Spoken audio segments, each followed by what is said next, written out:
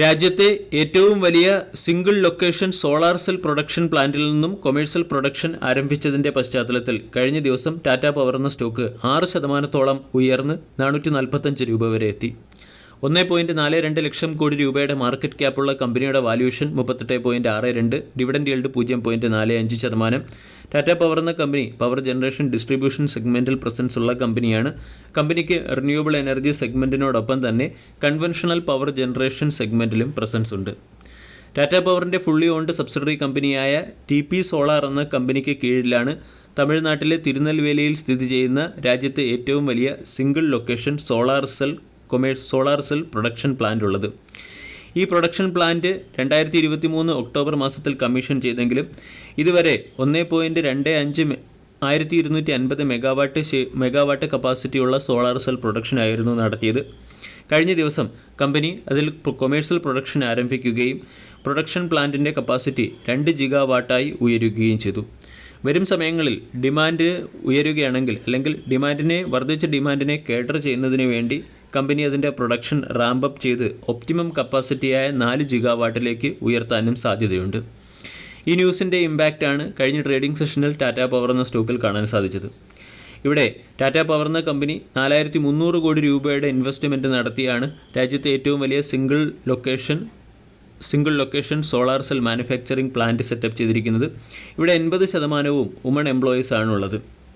വരും സമയങ്ങളിൽ wider market ഡിസ്ട്രിബ്യൂഷനെ cater ചെയ്യുന്നതിന് വേണ്ടി കമ്പനി ഫ്യൂച്ചർ എക്സ്പാൻഷനും ഓപ്പർച്യൂണിറ്റി എക്സ്പ്ലോർ ചെയ്യാനും പ്ലാൻ ചെയ്യുന്നുണ്ട്. ഇതിൻ്റെയൊക്കെ പശ്ചാത്തലത്തിൽ ആക്സിസ് ക്യാപിറ്റൽ ടാറ്റ പവറിന് 500 രൂപയുടെ ടാർഗറ്റ് നൽകിയിട്ടുണ്ട്. ആടെന്ന് റേറ്റിംഗ് നൽകി. രാജ്യത്തിൻ്റെ total solar cell manufacturing capacity 9 ഗിഗാവാട്ടാണ്.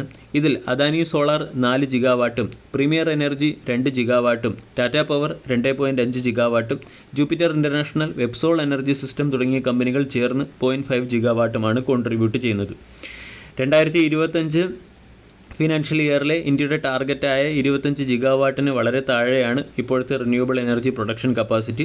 എന്നാൽ ടാറ്റ പവർ പോലുള്ള കമ്പനികൾ ആരംഭിച്ചിരിക്കുന്ന ഈ രീതിയിലുള്ള സോളാർ സെൽ മാനുഫാക്ചറിംഗ് പ്ലാന്റ് വഴി 2030 ഇന്ത്യക്ക് അതിൻ്റെ റിന്യൂവബിൾ എനർജി പ്രൊഡക്ഷൻ കപ്പാസിറ്റി അല്ലെങ്കിൽ പ്രൊഡക്ഷൻ ടാർഗറ്റ് അച്ചീവ് ചെയ്യാൻ സാധിക്കും എന്നാണ് ആക്സിസിൻ്റെ റിപ്പോർട്ടിൽ പറയുന്നത്.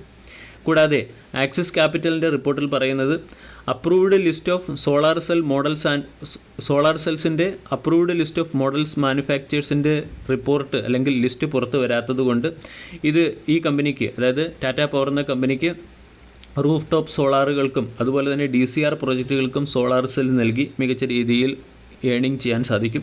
കൂടാതെ അദാനി സോളാർ, പ്രീമിയർ എനർജി തുടങ്ങിയ കമ്പനികൾ ചെയ്യുന്നത് പോലെ തന്നെ US സോളാർ സെൽ എക്സ്പോർട്ട് ചെയ്യാനും സാധിക്കും.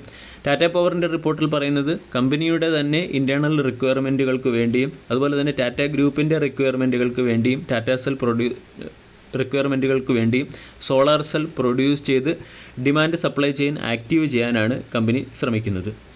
വരും സമയങ്ങളിൽ 4.3 ഗിഗാവാട്ട് ശേഷി വരെയുള്ള കപ്പാസിറ്റി റാമ്പപ്പും ടാറ്റ പവർ എന്ന കമ്പനിയിൽ നിന്നും പ്രതീക്ഷിക്കാമെന്നാണ് ആക്സിസ് ക്യാപിറ്റലിൻ്റെ റിപ്പോർട്ടിൽ പറയുന്നത്. ഇനി ടെക്നിക്കലി നോക്കുകയാണെങ്കിൽ ടാറ്റ പവർ എന്ന സ്റ്റോക്കിന് 430-435 തുടങ്ങിയ സോണുകളിൽ സ്ട്രോങ് സപ്പോർട്ടാണുള്ളത്. 445-480 എന്ന റേഞ്ച് സ്റ്റോക്കിൻ്റെ റെസിസ്റ്റൻസ് സോണാണ്. 450 ബ്രേക്ക് ചെയ്താൽ സ്റ്റോക്ക് 460 വരെ ഉയരും. 460 ബ്രേക്ക് ചെയ്താൽ അവിടെ നിന്നും സ്റ്റോക്ക് 480 വരെ ഉയരും. ആനന്ദ് റാട്ടി എന്ന ബ്രോക്കേജിൻ്റെ റിസർച്ച് അനലിസ്റ്റ് പറയുന്നത് സ്റ്റോക്ക് 420-460 ഇടയിൽ കൺസോൾഡേറ്റ് ചെയ്യാനുള്ള സാധ്യതയാണ്. ബ്രേക്കൗട്ട് ട്രേഡിംഗ് പോയിന്റ് ഓഫ് വ്യൂവും ടാറ്റ പവർ എന്ന സ്റ്റോക്കിനെ വാച്ച് ലിസ്റ്റിൽ ഉൾപ്പെടുത്താവുന്നതാണ്. ഹയർ സൈഡിലേക്ക് ഡയറക്റ്റ് ബ്രേക്കൗട്ട് ട്രേഡിങ്ങിൻ്റെ ഓപ്പർച്യൂണിറ്റി ഇവിടെ കാണാൻ സാധിക്കുന്നില്ല. അതേസമയം കഴിഞ്ഞ ദിവസം വീക്ക്ലി ക്യാൻഡിലിൽ ഫോം ചെയ്തിരിക്കുന്നതും ഡെയിലി ക്യാൻഡിലിൽ ഫോം ചെയ്തിരിക്കുന്ന സ്ട്രോങ് മാരോബസു ക്യാൻഡിൽ സ്റ്റോക്ക് ചിലപ്പോൾ 460 എന്ന ലെവലിലേക്ക് ഉയരാനുള്ള പോസിബിലിറ്റി ഇൻഡിക്കേറ്റ് ചെയ്യുന്നു. 460 എന്ന ലെവലിൽ സ്റ്റോക്കിൽ ബ്രേക്കൗട്ട് വരികയാണെങ്കിൽ 480-500 തുടങ്ങിയ ലെവലുകളിലേക്ക് സ്റ്റോക്ക് ഉയർന്നേക്കാം.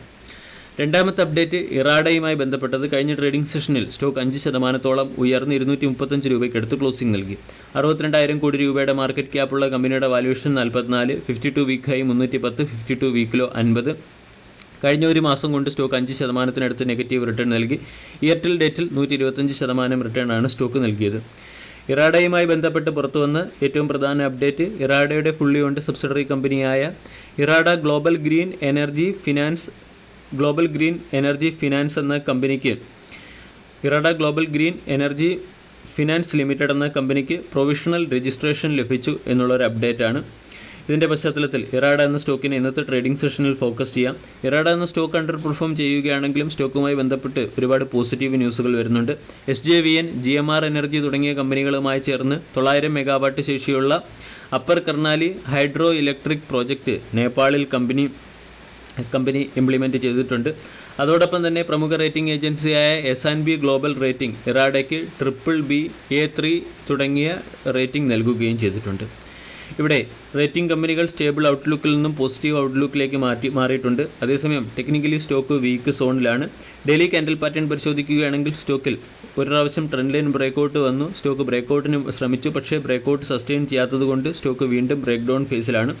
250 മുകളിൽ സ്റ്റോക്ക് സസ്റ്റെയിൻ ചെയ്താൽ മാത്രമേ ഷോർട്ട് ടൈമിൽ ഇറാഡ എന്ന സ്റ്റോക്കിനെ പരിഗണിക്കാൻ സാധിക്കുകയുള്ളൂ.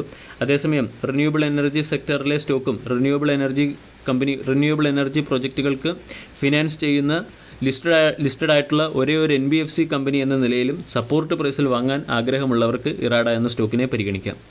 വീഡിയോ എല്ലാവർക്കും ഇഷ്ടമായി എന്ന് വിശ്വസിക്കുന്നു. താങ്ക്